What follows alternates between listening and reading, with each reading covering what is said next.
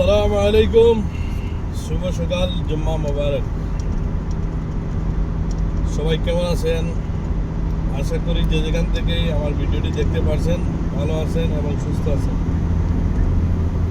আলহামদুলিল্লাহ, আজকে সকাল সকাল লাগে আপনাদের সাথে দেখা করতে আমরা চলে আসলাম।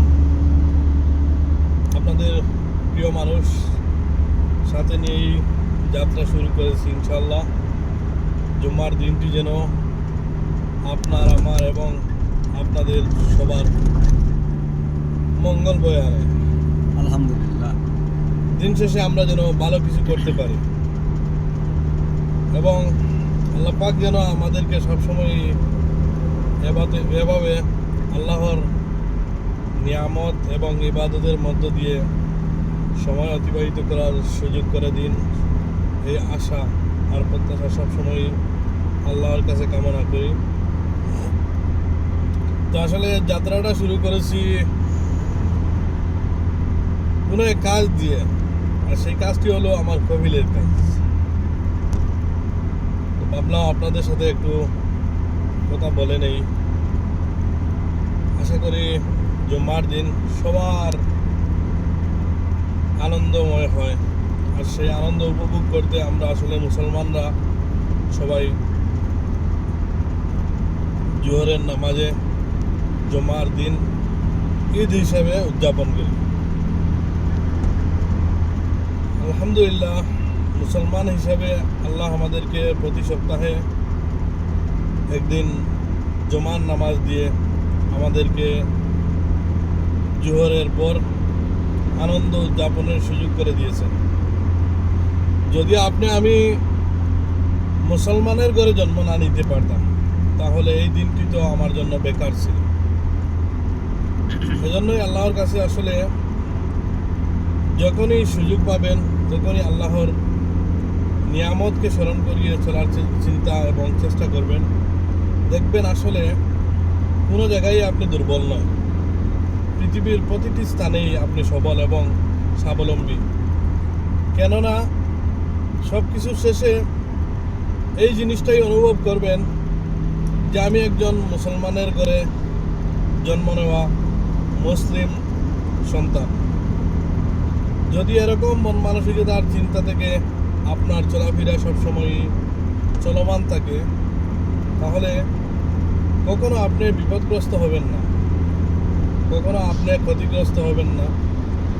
সবশেষে আসলে একটি কথাই বলতে এসেছি, শুধুই আমরা জুম্মার দিনকে বড় মূল্যায়ন করি এবং জুম্মার নামাজে যাওয়ার জন্য সকল প্রস্তুতি আমরা গ্রহণ করি, কিন্তু সবশেষে যখন জুম্মার দিনটি চলে যায় তারপর আমাদের মধ্যে অনেক হতভাগা মুসলমানের ঘরে জন্ম নেওয়া মুসলিম ভাইয়েরা তারা আল্লাহর ইবাদত বন্দেগীকে ভুলে গিয়ে নিজেকে নিয়ে আসলে ব্যস্ত হয়ে পড়ে।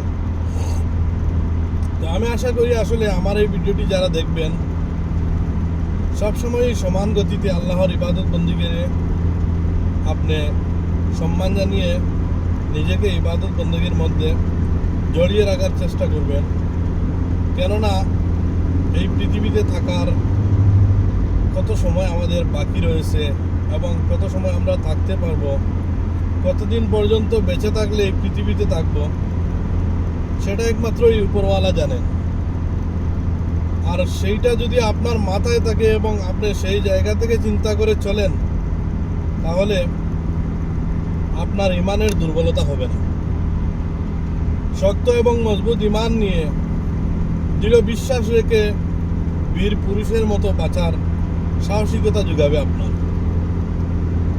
আলহামদুলিল্লাহ, প্রতিটা মুহূর্তেই চেষ্টা করি, কিন্তু কতটুকু আল্লাহকে আসলে খুশি করতে পারি বা কতটুকু আল্লাহর মন জুগিয়ে চলতে পারি সেটা হয়তো অনিশ্চিত।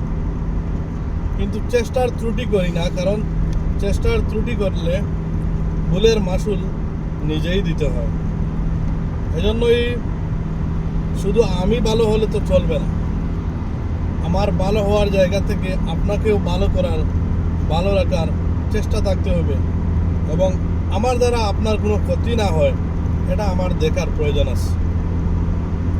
সব মিলিয়ে আসলে মন মানসিকতা পরিষ্কার করে চলেন দেখবেন কোনো কিছুই আপনাকে দমিয়ে রাখার কোনো সুযোগ নেই। কারণ চিন্তাধারা সুন্দর হলে পৃথিবীটাও একদম সুন্দর মনে হয়। আর সেই সুন্দরকে উপভোগ করার জন্য নিজেকে প্রস্তুত করে নিতে হয়। ভালো থাকবেন। কথাগুলো যদি ভালো লেগে থাকে তাহলে ভিডিওটা দেখে লাইক, শেয়ার এবং কমেন্ট বক্সে এসে আপনার মতামত আমার সাথে প্রকাশ করে যাবেন। আর আমার বন্ধুর জন্য দোয়া করবেন। আল্লাহ যেন ওনারও মঙ্গল কামনা করে এবং ওনাকে দীর্ঘজীবী করে, দীর্ঘ হায়াত দান করে সুস্থতার সহিত আমি এবং উনি সবসময় যেন ভালো থাকতে পারি, এই আশা ব্যক্ত করে আপনাদের কাছ থেকে বিদায় নিচ্ছি। আসসালামু আলাইকুম। ওয়া আখিরি দাওয়ানা আনিল হামদুলিল্লাহি রাব্বিল আলামিন।